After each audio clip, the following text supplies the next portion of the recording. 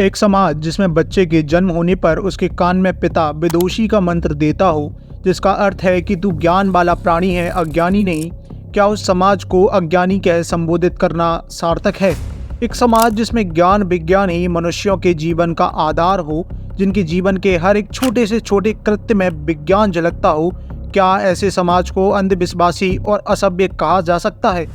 यदि इन प्रश्नों में आपके मुख से ना स्वर ध्वनि में उत्तर निकले हैं, तो फिर क्यों आप ऐसे शब्दों को अपने पूर्वजों को संबोधित करने के लिए प्रयोग में लेते हो?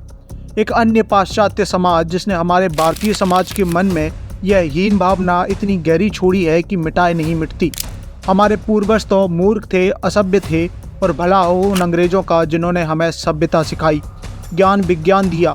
आज इस मत का इतना ज़्यादा सामान्यकरण हो चुका है कि यदि कोई स्कूल जाता बच्चा भी यह बात बोल दे तो हम उसे सत्य से परिचित नहीं करवाते, बल्कि उसकी कही इस बात पर मुस्कुरा अनजाने में उस बात का समर्थन कर देते हैं। मुझे समझ नहीं आता कि कैसे एक राष्ट्र जो इस वर्ष अपना 77वां स्वतंत्रता दिवस मना रहा है, वह अभी तक अपने गौरवशाली इतिहास से परिचित नहीं है।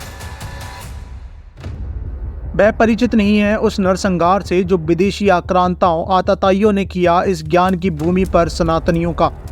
अनेकों बार हमारे पुस्तकालय, देवालय, घर जलाए गए, आचार्य ऋषि पढ़ रहे शिष्यों को जिंदा जलाने के भी प्रमाण मिलते हैं।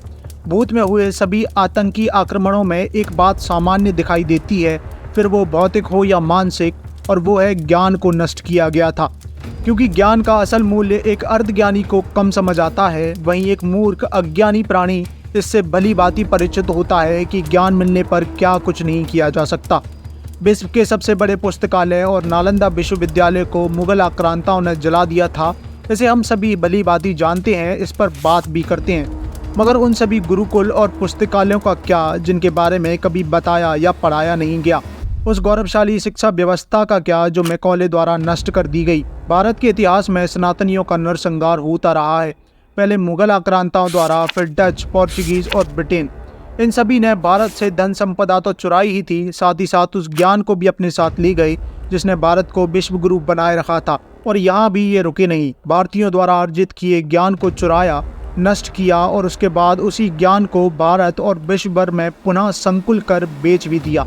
और साथ ही साथ भारत के आम जनमानस में एक हीन भावना डाल दी हमारे पूर्वजों और हमारे ज्ञान के प्रति। हालांकि पिछले कुछ वर्षों में भारत से गुलामी की निशानियों को मिटाने का सरकार का बहुत ही अच्छा प्रयास रहा है, मगर उन गुलामियों की मानसिकता का क्या जो हमने अनजाने में स्कूलों में अर्जित की और उन्हें हमने हमारे दिमाग में संजो कर रख लिया है।